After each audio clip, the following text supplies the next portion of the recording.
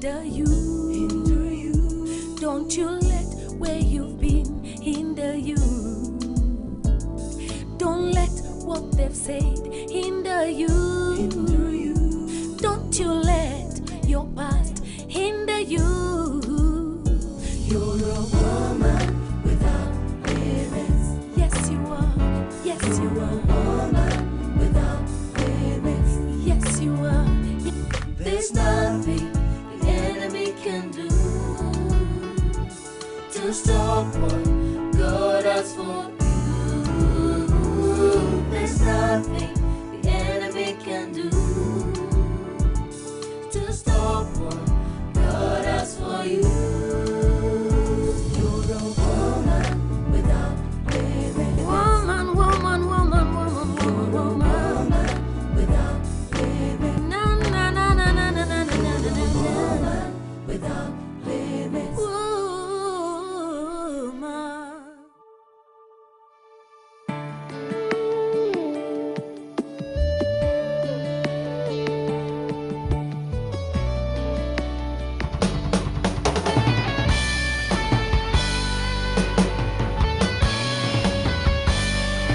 Jesus' name above all names.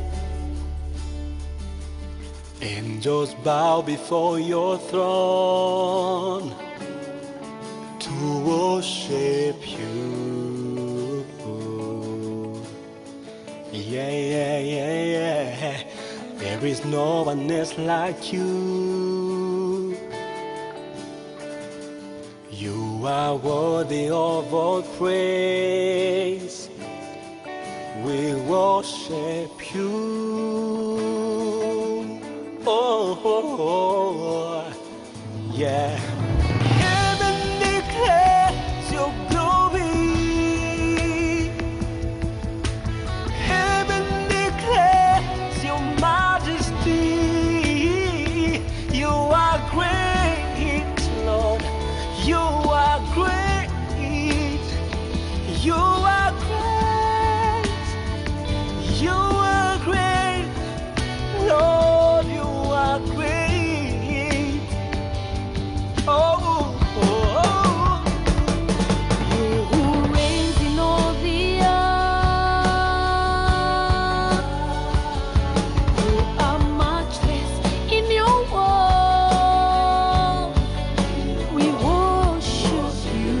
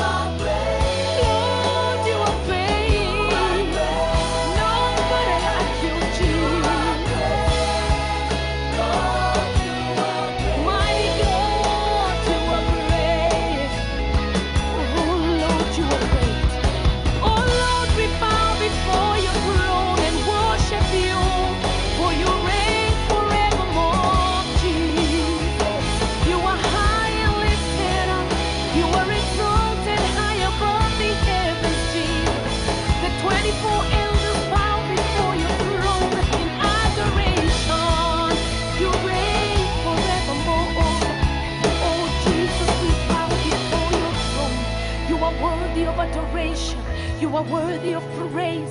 You are worthy of glory. You are worthy of power. You are worthy of worship. Lord, we love you. Lord, we adore you. We bless your holy name, Jesus. You are worthy. You are great, oh God. Father, there is no one like you.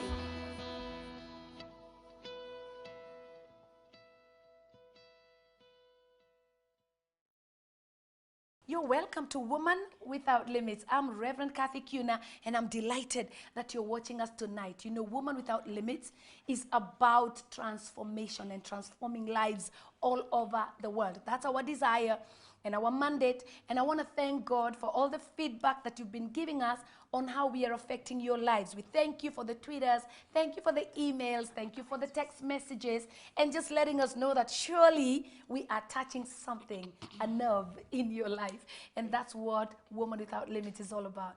And many of you ask, okay, what's a woman without limits? Well, she's that woman that is unstoppable. She's that woman that can reach any goal. She's that woman that can become the president, the prime minister. She can become a governor. She can become anything that she ever dreamt or desired to become. She's totally unlimited and nothing can stop her. That's what Woman Without Limits is all about. And we've been bringing different stories from both men and women, and that they have been really, really affecting your lives, and we thank God for that. And tonight, it's going to be amazing. I tell you, you better buckle your safety belt. We have a story here that is amazing. Many women, many women are abused. And statistics show that actually the ones who keep quiet about the abuse are even more than those that are abused. Physically, they are abused emotionally. They are abused in so many ways. And they say that every few seconds, a woman is raped somewhere. Be it a baby, be it a grown woman, be it a married one, a single one. They are abused everywhere. It's a pandemonium that is all over this world. So women, listen, there is a God that loves you, that cares about you, that wants you to understand that it doesn't matter what you've ever gone through in life. You can become a beacon of strength to somebody else, and you can get them out of their quagmire and help them to become who they were created to be. So maybe you're out there and you've been abused, you've gone through hell and high waters, you can't even explain your pain. You know what? That's what Woman Without Limits is all about, to get you out and to let you know that all the women that have ever made it in life have had to struggle with one thing or another.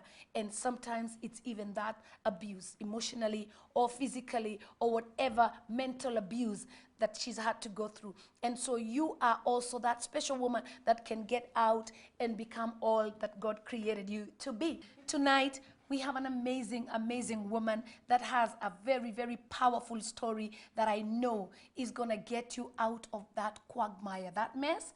You're going to be lifted today. Her name is Lydia Nyabwa. She is a sales and marketing consultant and has held various senior positions in the corporate sector. Among them is the AAR, the TNT Worldwide Express, and currently she is consulting and representing Africa for an American-based project which has interests in the real estate and beauty sector. Miss Lydia Nyabwa is also a board of member in various business councils. She is here today to tell us her story. And I tell you, you better get ready because her story is going to change your lives. Would you please welcome with me Lydia Nyabwa?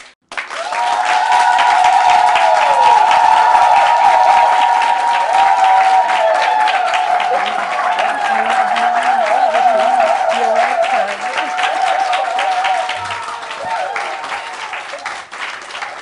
Oh, wow. Wow. It's good to see you. Thanks for having me.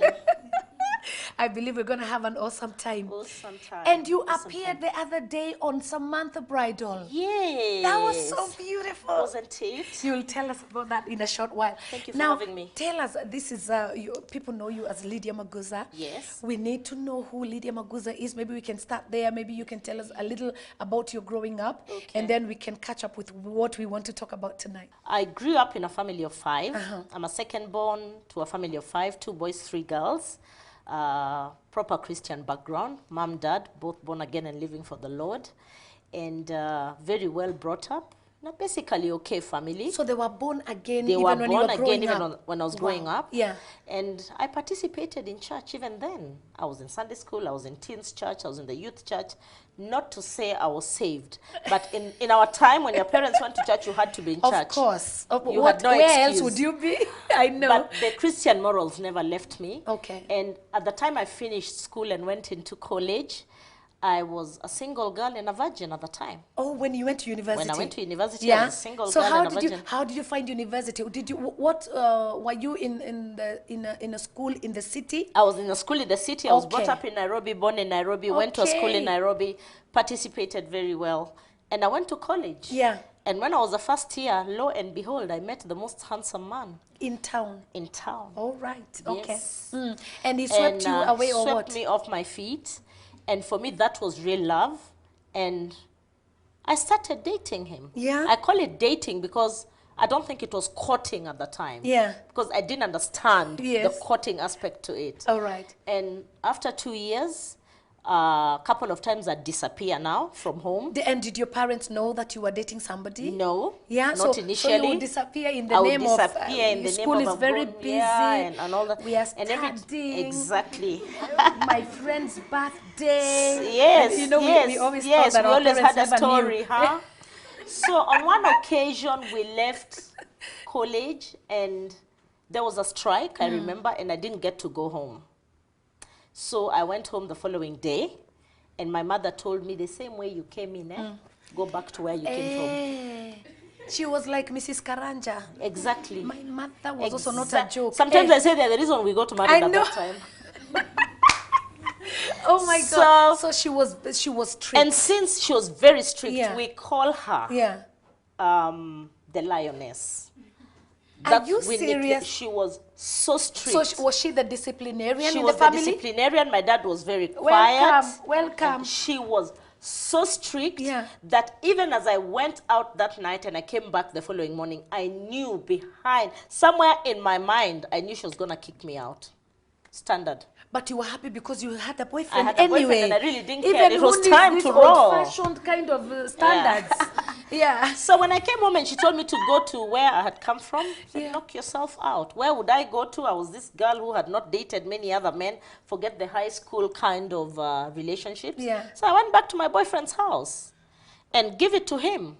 His parents were very okay, stable, well-to-do. Quickly organized the wedding, came and saw my parents said, we are marrying her. The parents. Yes. They got involved. Yes. So now your immediately. love life was up here and Yes. whatever. So everything, and they said they've kicked you. Okay, they don't want, you are in trouble. We are going to marry you officially. right. And I had a big wedding at All Saints Cathedral. Come. Do you know that's where I married? What is Yes, it now? Are you me following my too. footsteps? I don't know. Oh my God. And in those days, we Yeah. said All Saints Cathedral was the church No, to it marry was. in. No, it was. The long It aisle was. and all that. It The was long- hoity-toity, Oh my la-di-da. God. No, it was the church. Yes, I mean, yes. for marriage. Oh yeah. So I got married. Yeah. And on my honeymoon, I got pregnant. Hello. I went on honeymoon. When I came back 2 weeks later, I had morning sickness and I was sick. I had fever. I was throwing up. And I knew I had malaria because of traveling. And my mother-in-law said, no, It's no malaria. you're pregnant. That's another thing. Meanwhile, your mother, your now biological mother, Yes. what is she thinking? They came to the wedding. They Yeah. supported it. Remember, they're Christians. Yeah. Much as they didn't think it was the right time Yeah. and the right thing, I wasn't listening to anybody. I was sure this was it. So they came and I got pregnant immediately. Lo and behold, I got a baby boy. Wow. Yes. You can clap about that because babies are a gift from God. Amen. Yeah. Okay. And- So, Yeah. So it was nice, honky It was dory. You were nice, enjoying your honky-dory. I life. was married to the most handsome man. Yeah. He was a wonderful guy. He loved me to bits. Any girl that showed up in a manner to suggest, he Yes. said, I have a wife, I have a fiancé, Yeah, and I don't have a play with girlfriend, me. don't even try. Yeah. So I still would say he was the perfect, Husband. ideal husband. So you were like I was a princess. excited I about was it. You were excited, happy. notwithstanding how young I was happy. Yeah. And so when he married me, he was still living with his parents. So I had to move in with him and live with his parents, who had a wonderful big place, and of course he had his own guest quarters and all. And Because he we was went to also live there. young like you. He was You also met young in like uni. me. We met in, yeah. Right. So that's where life began. So tell me now. Yes. How did all that, because what you're explaining right now is a fairy tale kind of a marriage, isn't yes. it? Where, lived Yes. happily ever after. Oh Yes. my God, swept Yes. out on a white horse, and it sounds so beautiful. It was amazing. It was amazing. So tell me, how did he change? What changed? Okay. First things first. When we got married, we went to live with our parents, with his parents. And like we always say, when you get married, try and be just the two of you. I think that's very important. So here I am, happy-go-lucky girl who speaks her mind. I'm the kind of person who speaks my mind anytime, anywhere. Don't I Suddenly, suddenly I'm married, I'm in this home, Yeah. I'm very young. What comes with all that is duties and responsibilities to a home and not to you individually. So I'm still a young girl. I can't fit into being a wife of a home, but yet I'm married and a baby has already come. Come on. Here, to get a house girl, I've just finished college. I haven't started working officially. To get a house girl, my mother-in-law has to employ a house girl for me. I depend on her fully. Because you're a baby. I'm at her mercy, Yeah. practically. Yes. And she did that very well. She got me house girls, she got me workers, she made sure I was comfortable. She took me for manicures, pedicures, she took me to do my hair. She was that hot? She was she was hot. She was a very Wow. senior government official. Yeah. Yes. Okay. She worked for a private company and she was very senior in the company. And, Right. and she treated me very well. Then suddenly I got a job. Okay. And I started Meanwhile, working. all this time when she's treating you well, your husband is fine, you guys are having a good time. Fine, it's just a year. The baby is about, say, 2 months old, Right. 3 months old. We are fine. We're having a lovely time. I have a house girl. I have everything. And I got a job and I started working. At that time, I was attached to work for Donald Kipkorir and Company Advocates. Okay. And my mother's office and my mother-in-law's office and my office were very close. So we'd ride together to work and she'd pick me home. And at this time, my husband had gotten a job at DT Dobie. He was working at DT Dobie at the time. And I think that is when all my problems began. Okay. Because I would leave work and I'd come home. And sometimes, if my mother-in-law did not pick me up to go home with her, I would be late. I'd take a mat and, walk from my office, get a mat and go home, and I'd be late a couple of minutes, and that was just crazy. And I'd have to explain. Tell us what you mean by crazy. I'd have to explain what time did you leave the office, how long did it take you to the bus stop, and how long did you take from the bus stop. So you calculate minutes? Yes. Okay. And that is where it all began. And because I was still this young girl who was not taught submission or anything in that context, I'm you are even why wondering, why what would you question? What stupid questions are those? Yeah. And I was very quick, I speak my mind, and I was very quick to say, what are you asking? And what are you asking? What do you want to know? And before I would finish my sentence, I would get a slap, I'd be beaten, and all this is because of suspicion. Where have you come from? What time did you get here? Why weren't you here on time? And it started little. Tell me, the first slap. Yes. How did that go with you? And he slapped me at my mother-in-law's house. Remember, we're living with them. Yes. So my first reaction was to run To your to mother? my parents. Yeah. And say, my parents-in-law, and say, what has he just done? At first, they were concerned, and they called him to order what is wrong. And many times when parents would sit us down, there was nothing tangible. Why are you slapping her? What is the issue? And at that time, I still made excuses for him. And remember, I would not tell my parents about it. Remember, they are not thinking it's the right time for me to be married, although we've had the wedding and we are in there. Right. But I want them, I'm painting this picture of a perfect, marriage and a very good husband Yes. who cannot slap. Yes. Yeah. So, Yeah. so he has now slapped you. He has now slapped And me. you've run to your parents. I've run to my parents. And they've tried to They've summon tried to summon him. They've called him to order. We live with them. And something shocking is, if after he'd slapped me, he'd apologize and he'd cry and he'd go on his knees. And he'd say, I'm sorry, I didn't have to do that. And me, in myself, I knew he was genuine because I knew he loved me. Yeah. And so slapping me, for me, was, okay, fine. Maybe I answered. I took the blame, said maybe I didn't respond properly. Yeah, You maybe I was understand? rude. Maybe I Yes, should maybe have I was actually rude. Maybe I calculated the shouldn't have minutes said this. that I walked. I should have said, yeah, okay, it took Yeah. me about 5 minutes to walk to the bus stop, and then, you know, you should You have... know, those kind of things. Women always blame themselves. I tell you. It's so sad, because very that's sad. exactly what It's- happens. Yes. Yeah. And as life went on, the fights became more. Because now little things like me answering back, I'd be beaten. And the beatings were removing rings and throwing.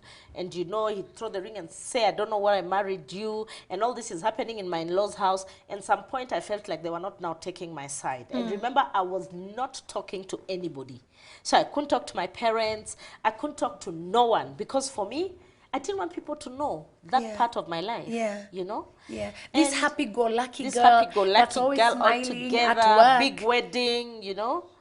And for me, a ring on my finger meant a lifetime, you know. And I'd seen my mom and dad so lovey-dovey living together and happy. And how can I now go and tell them That's my it. marriage is not working? So the beatings became worse. And they got from worse to worst. And he just became extremely violent. Right. Including things like throwing me out. Of the house. Yes. And one particular incident, we had a very bad fight where he threw my clothes out. And my mother-in-law was there. And I felt like she didn't do much about it. And one particular incident, she actually said to me that I seemed to be a problem. Hey, And it's at that Wow. time I realized you're on your own. I'm on my own. And your parents now are not I involved. can't go and tell them. How can I tell them that anything like that is happening? Around the same time, I got a job at AR Health Services. Right, And I left now a better job with a higher pay. right. And it became worse than it ever was. Now here, nobody was dropping me or picking me. Here, I have a strained relationship. My in-laws, my sister-in-laws, everyone would feel I'm a problem. Everyone felt like, why does he hit you? Like it's justified For him to hit you. me. And so when I went to work at AAR, in myself, my ring still on and all, I still felt it would work. And my senior most ambition was to move out of my in-laws' house. Of course, and going to your own. Go into Then our you home, then tried we together, see the and- two of you. Yes, so we actually moved out and looked for our own house. And life was okay for a couple of months because now there was no one with us and I didn't feel like anyone was taking his side. And AAR was my biggest undoing, I call it that, because this is a higher pay. This is a job where I take myself and bring myself back. This is a job where I'm involved in a lot of activities going on, and now he doesn't have tabs on me. So what started happening, he started coming to where I was. To your place of work? Place of work everywhere. I remember a specific time where he would even call some of my GNs and say, where's my wife and why isn't she at home at this time? And we are talking about 7 o'clock, 6:30. And he would come and beat me right there. In front of your... Sometimes he'd come and when I'm walking out, we would have a crazy, crazy fight. All this time, suspicion of where am I? What am I doing? Is it possible to leave work 10 minutes late? Is it possible to leave work 30 minutes late? And it got worse by the day. One particular day, mobile phones had come. I had lived with him now for, I think, 2.5 years. And I got a call from my office. because I used to handle a department that any calls that came in the previous day on emergencies or anything, if anyone wanted to find out, and the person who called me was a paramedic who was a man, and he snatched my phone, he spoke to the person, and all he needed to hear was a man speaking, and the rest was history.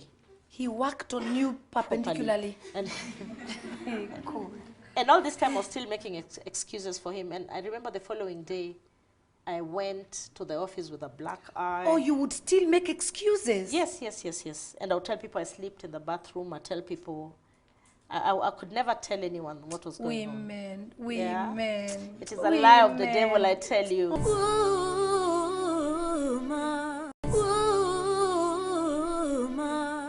So this particular day, I went to the office with a black eye. The chairman of AR was a white man, Mr. Beckman, who passed on. And he comes to my desk and says, he really, really, really loved me. Says, Lydia, are you okay? And I said, yeah. What happened to you? I slept in the bathroom. He says, come to my office right now. And I remember walking to his office. I used to sit on 2nd floor. He was on 5th floor. And I remember going, 3rd floor. I remember going to his office. And he says, I want you to tell me the truth. What's going on with you? And I said, I slept in the bathroom and I was crying, you know. And he called the HR manager, who happened to have been my mother-in-law's very close friend. So I said, I want you to talk to her. And she spoke to me. It's well. It's well. Wow. Oh my. And for the first time, Yeah. I told someone. And she asked me, and why are you there? What are you doing there? And I was even scared to talk to her because she was my mother-in-law's friend.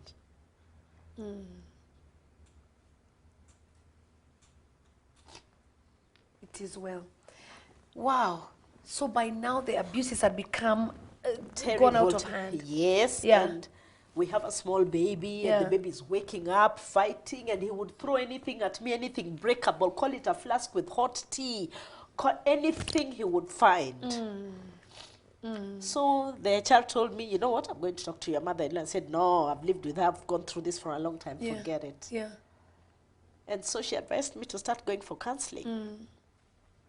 At that time, Pastor White at NPC was like my parents' pastor, and he's the first person I reached out to. Okay. So I decided to go for self-counseling, like because I still believed there was It was something you. wrong. Yeah. I was even contemplating leaving work, you know, just to make peace, you know, quit this job. So I got him into counseling. He was willing to go and find out what's wrong with him. And I remember one particular time we went to the pastor who officiated our wedding, because now I couldn't continue with my dad's church. So we went to the pastor, and he was called in. And he was asked what he thinks the problem is. He says, I'm obsessed, I'm jealous. He said that. Yes.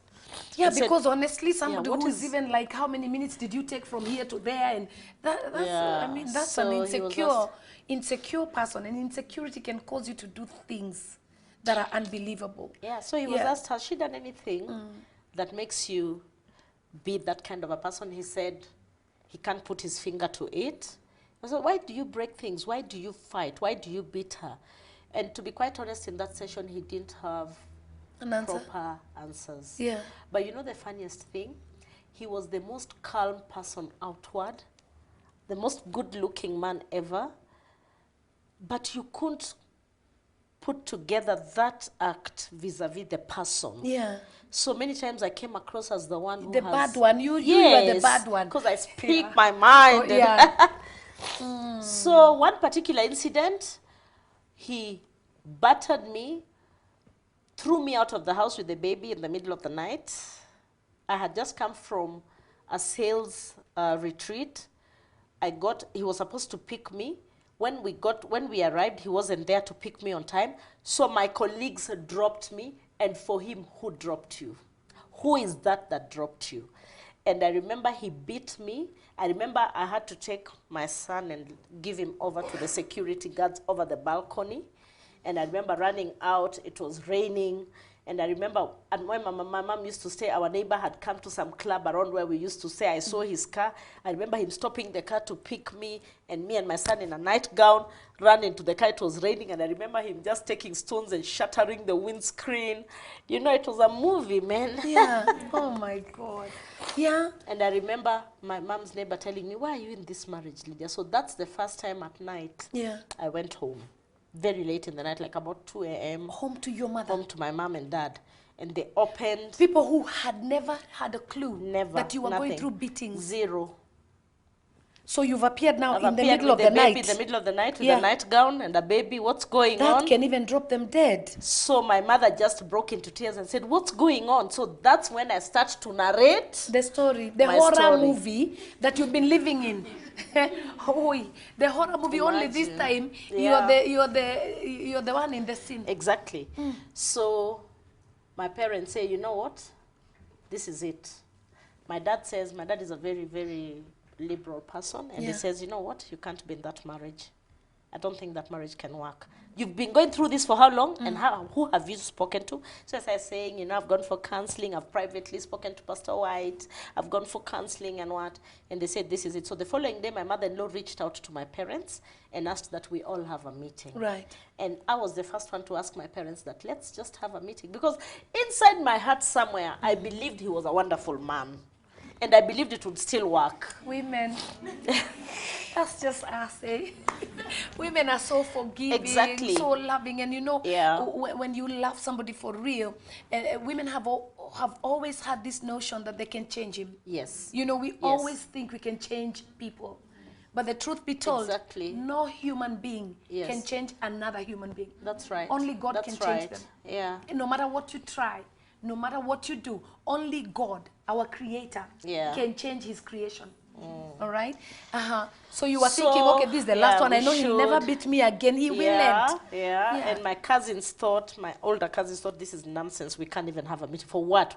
And I insisted we need to have a meeting to salvage the situation. So I wanted now my parents to face him and actually find out, is there a problem? And I believed maybe there was something I was doing that I didn't know. And when the meeting was called, nothing came out of the meeting. Like, he didn't come up with any major complaint. He said that when I was living at his parents' house, I was disrespectful. And a lot of the things that came out was about my character. So my uncles and people were there said, is there anything she's done in the name of disrespecting the marriage? Right. No. Yeah. What do you mean she disrespected? And you see, this time I used to live with my in-laws. When visitors would come over the weekend, I'm the everything. I'm the one in the kitchen. I'm the one washing dishes. I'm everything. So at that particular time, is that the disrespect? So anyway, after that meeting, they spoke to us. And guess what? My dad, he washed his hands. He said he doesn't want to hear. But me being Lydia, I went back to my husband's house. Oh, okay. I know right now, so many women are with you because they're like, I did it too. You know? Yeah, so you went back. I went back. He apologized. He was on his knees. He said we should go for counseling. He thinks he has a problem. He thinks maybe he loves me too much. And let me tell you, Reverend Kathy, there's nothing as bad as going for counseling with men of God over a relationship gone sour. And the reason is your husband is saying he's obsessed or he just loves you too much. So you can imagine the questions you are being asked in counseling. What do you do? Yeah. Violating, you know. I felt very violated because you're wondering, how do I answer some of these questions? And up to that time, I didn't know what was going on. So anyway, we tried. And for a long period of time, until Ian was 3 years old, he did not fight after the counseling for a long period of time. Oh, he took a while. It took a while. Yeah, like 6 months. Because then he was 2.5 then. Exactly. Before. Exactly. Then one single day, my mom came to visit me. And me and my mom, there was a shop next to where we used to stay that you'd buy stuff and walk home. So me and my mom were leaving the shop. I had just bought some stuff and we were walking home. My mom had just gotten off the car and was coming to our house. So I was walking with her and we meet these boys we grew up with. I forgot to mention, when we moved out of my in-laws' house, my father gave us a house. Okay, so we went to live in a house that was my father's house. Right. Okay, so in that area, that's where I grew up. And neighbors And all the boys in the estate know you. So some of them had gone out of the country and have come back, and we haven't seen each other for so long. So I'm walking with my mom to the house, and one of these boys, my mama says, "How's your mother? How have you been?" And normal handshakes, hug. Said, "Lydia, we heard you got married." I'm even showing him my ring. Yes, I got married. And we leave the boys, and me and my mom enter the house. My mom is in the sitting room. The house girl comes and tells me, "He's calling me." 2 minutes later, lo and behold, I'm being strangled to death. My mom is there. "Who is that boy? Who are you saying hi to? Why was your mom entertaining him?" I'm telling you. Now even your mother is entertaining a boy. Now I'm being strangled. Yo, Jesus Christ. My chains are being cut off. It's practically crazy. Yeah. My sister used to live with me. She comes, she tries to get in, she can't. In our customs and culture, my mother is not supposed to come into our bedroom. So my mother stands at the door and says, "What's going on?" So my mother starts saying, "What's going on again?" And it's crazy. Neighbors are coming. I mean, it's bananas. And so I managed to sneak out of the bedroom. I'm standing behind my mom, and he throws a punch and hits my mom. Okay? And at that particular time in our culture, it is totally unacceptable. That's a taboo. That's not even culture now. That's a taboo for anybody. Yeah, so after he hits my mother, he just walks out. And my mom sits down crying, telling me to sit down. And my mom says, "I don't think this marriage can work. A man who doesn't even respect me, and I'm here." So my mom told me, "Lydia, you're being beaten for saying hi to someone. How many times have you been beaten?"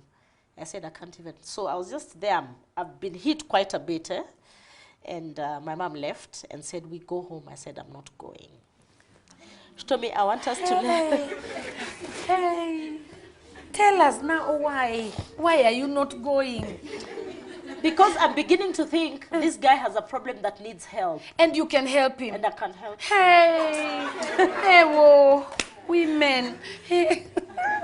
You're thinking this one I can help. This one I can help. You know? I have suspected I can change him. My mom gets out and tells me, "Lydia, if you stay in this marriage, I will never recognize it again." I say, "It's okay." I think at that time I'd resigned to whatever comes. Yeah. I'm going to make it work. So my mom told me she's taking Ian away. My son is called Ian. Says, "I'm going with Ian." I say, "You're not taking him away. Why?" He wouldn't do anything with Ian here. And he had left the house. So my mom left. He came back. Normal. Cry. "I'm sorry." Ha ha ha ha. The man? Yes. Yes. And I forgave him as usual. I believe when the Bible says 7 times, 77 times, I did all that. You did it. Yes. I mean, honestly, he hit your mom and you still sat and said it's okay. Yeah, so I think when my mom got home, talked to my father called me and told me, "I want you home. I will never recognize you in that marriage." So I hung up on him, and we didn't talk with my parents for about, I think, 6 months after that. And please remember, the battering was still going on. It didn't stop. Even but now I have then. nowhere to go to because I've been told at home, "You are not recognized here if you don't leave." So you've decided, you know what, I'm just going to settle into this, let Yes. him beat me, enjoy himself, and after that we move on with life. Yes. Really? Yes. And he never stopped. He never stopped. And were you counseling then? Were you still continuing with counseling? But along the way, I felt like it wasn't doing anything for me. Yeah. And the pastor was the pastor of the parents' church. So I started feeling like there was a togetherness on that end that I couldn't break into. So I wasn't talking to anyone. I stopped going for counseling. I wasn't talking to my friends. I wasn't speaking with anyone. I wasn't talking to my parents. And I decided to have my life like that and keep it. And still on my office front, I'm still going up the ladder. And I'm still really just moving on. So it's like you ran now to work. Yes. You became a workaholic. I became a workaholic. Yeah. But in the office, my HR manager, who I respect to date, I call her my mother, would tell me, "You know what? You can't live like that." And I was this young, very beautiful girl, and they would tell me, "You know what, Lydia? Marriage, that ring does not mean sorrow. Forget it." And now what did I do? I left my parents' church, NPC, and I had started coming to JCC. Hello. Yes. And Hello. I just enter church, this beautiful girl, and sit at the back. Yes. Meanwhile, in that makeup and what, I've been battered maybe even that morning. And he wasn't going to church at all. But I would go to church. So the last fight, what brought the camels back is one time we have an NDA party in the office. I have something, I'm playing a part, and it was at Libra House on Mombasa Road.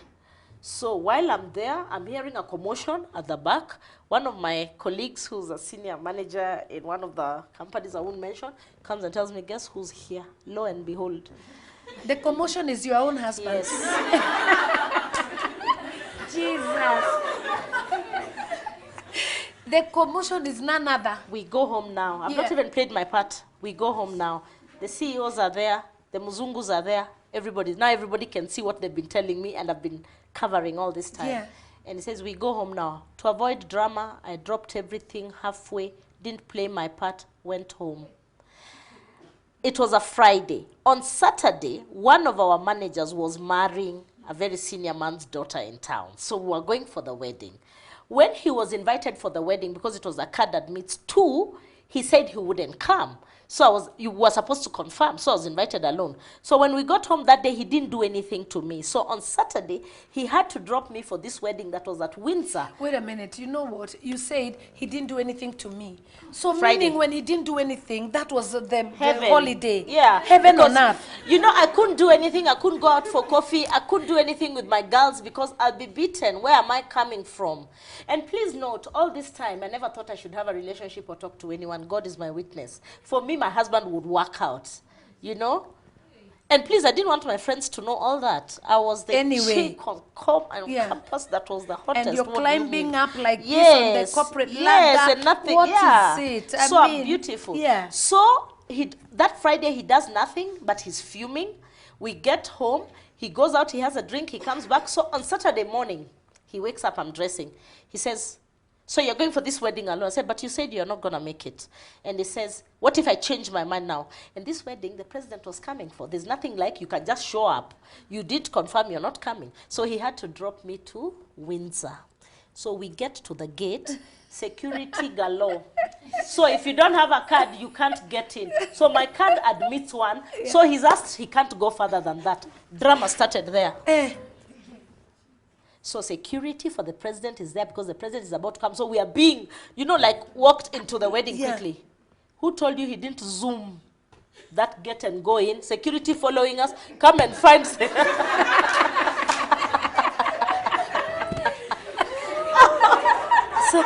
So drama. Guys, when we come from far, man. Oh my God. What? So now you became like the president. Security. Meanwhile, my colleagues are there, all these business development managers, and I'm sure he doesn't mind me mentioning. Peter Ndwati, the CEO of Resolution Health, it was his wedding.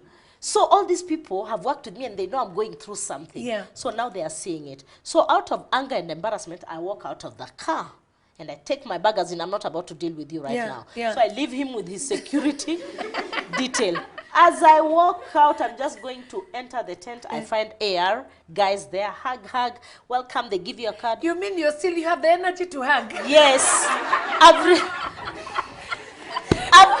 I've given my life to fate, whatever. But because already that incident, I know today I might be beaten. So you've been hardened now. You've actually been hardened. I've been hardened. Yeah. It's okay. Yeah. I've become so hard. As a matter of fact, I became so hard that I used to tell my mother, even if he kills me, I'll write a note to you and tell you to take care of Ian. I'd gotten there. I mean, I didn't care anymore. I mean, what? You had surrendered yourself to whatever happens. Yes. Wow. Yes. So as I'm walking into the wedding, one of these AR guys says, hi Lydia, how are you? So normal colleagues at work, hug. A minute later, I don't know where he came from. Commotion at a big wedding like that. Throwing things. Security cannot contain the situation. The president motorcade is driving in. What are you talking about? Do you know whether to go or to stay?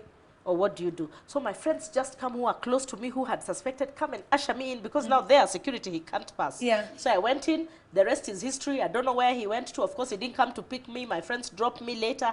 That particular evening, I went for the evening party. I boogied. I knew that was it. You said anichapie kila nimekula. Anichape.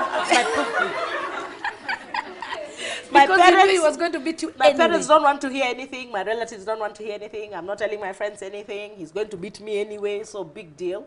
Went to the evening party, cut. Then went home, midnight. Yeah. Nikampata ameningoja. Kaniambia, today you will know me. Anything breakable in that house was in pieces. And it was breaking on you. Yes. A flask over my head, shui, it hits the wall. I mean, it was very, very bad. And that night is the only night after a long time I called my mother-in-law. And I said, if I die, just make sure my son gets to my parents because you have refused to help your son. And still they felt I was the problem. Why did I go to a wedding and come back late? So please let this not be misconstrued to mean I didn't respect them. She's still the most amazing woman. I still say my mother-in-law was the most amazing woman. She gave me everything I didn't have. But blood, I guess, is thicker than water. Well, that's what they say. So I went home. He broke everything. And I'm telling you, neighbors came, Masai Askaris trying to get me out of the house. He refused them to enter. He broke all the phones. He broke everything breakable. Okay? And meanwhile, you're just there. I went to the kitchen, put on the kettle, made myself coffee, put on the television, sat there at 2 a.m. He broke everything he finished. He started hitting me, and I told him, if you hit me one more time, I will kill you. And I will go to committee myself and say I killed you. And at that time I knew I can never live with him again because I knew I'm gonna kill this man. Get a hold of Reverend Kathy's new book, The Transformed Woman. The Transformed Woman book? If you don't have it yet, you better get it. I've written many books before, but this one is a piece and a half. People are getting transformed as they read this book. It's a beautiful, beautiful read. Guess what? We are reprinting it over and over again because it is actually flying off the shelves. You want to get it? Call the numbers on your screen and you're going to get your piece. The Transformed Woman is the book to have right now.